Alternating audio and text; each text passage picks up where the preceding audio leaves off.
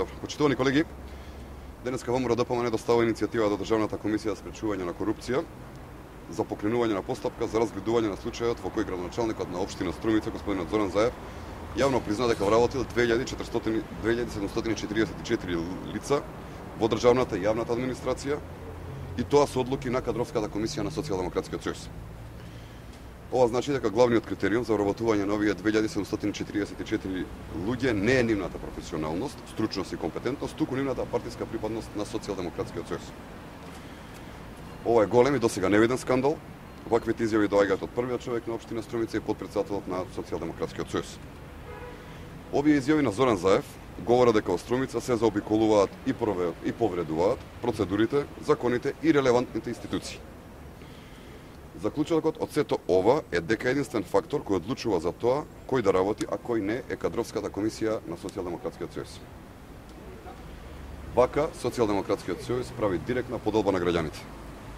Граѓаните немаат подеднаков третман при вработувањето, од една страна партиските членови на Социјалдемократскиот сојуз, од друга страна сите останати обични граѓани кои што не можат да се вработат.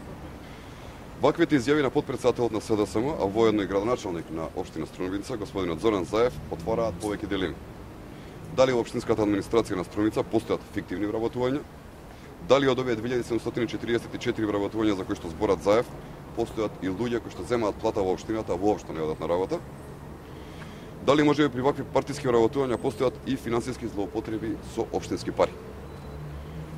Ова е голем предизвик за Државната комисија за спречување на корупцијата, можеби најголем досега, бидејќи тука се работи според самите изјави на Зоран Заев за 2744 вработувања, и тоа со одлуки на кадровските комисии на Социјалдемократскиот сојуз.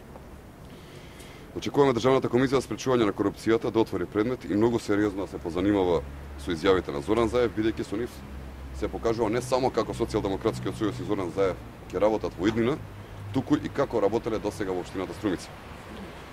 Ваквите изјави ги осуди целокупната македонска јавност, сите синдикати, интелектуалци и самите граѓани. Затоа очекуваме Државната комисија за спречување на корупција мощно сериозно да ги разгледа овие изјави и да покрепне постапки за разгледување на сите основани сомневања кои се врзуваат за овој случај, а во кој централната улога има Социјалдемократскиот сојуз и потпредседателот Зоран Заев.